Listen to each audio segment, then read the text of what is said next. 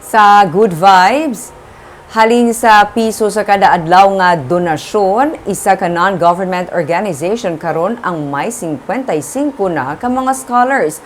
May ginaistaran pa nga mga balay ang mga scholars agud to sa mas mabaskog nga internet connection. May report si Romeo Subaldo. Si Jessan Nada, isa ka second year nga BS Social Work student sa University of Negros Occidental Recoletos, taga Calatrava, kag ikapulo sa 11 ka mga mag-ulutod. Naga-online klase sa karon nga pandemic, kung dito siya sa ila sa Calatrava, mabudlay mangita sang internet connection. Wala internet yawa ka pa?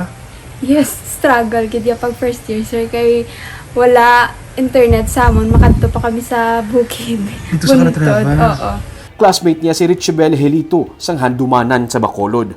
Kung sa ila siya kunubalay mag-online classes, mabudlay makakonsentrate kay magahod ang palibot. Ramon sa subong family, so nang hindi gid maiwasan nga sa tupad balay, online nga daan, may pa music pa daya.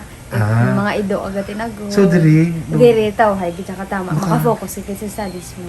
Duha lamang sila sa mga full-time scholars ang Sowing Legacy Movement Incorporated, isa ka non-government organization kag network sa youth volunteers nga nagabulig sa mga estudyante nga makatapos sa pag-eskwela. Pinaagi sa paghatag sa ila sang scholarship kag paghaw sa ila sa isa ka balay nga may makusog nga internet connection karon nga naga-online classes ang kalabanan.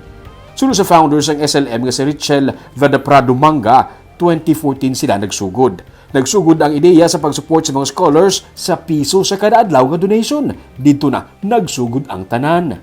I started posting about this thought nga what if mahatag ta 1 peso a day or 360 pesos a year kag ipul ta na to support scholars. So nami ang pag-respond sa mga tao. So we have our first 3 sets of scholars. Si Richel ang isa man ka scholars ng college. Nakakuha man siya sang scholarship grant sa iya nga masteral kag doctorate degree.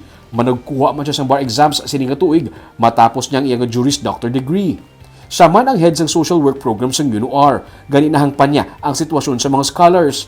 Pero may iban nga mga scholars nga nabudlayan kay online ang tanan nga mga klase. Gani na pinsaran nila nga magrenta sang balay kag ipaistaran sa mga nagakinahanglan sa makusog nga internet connection.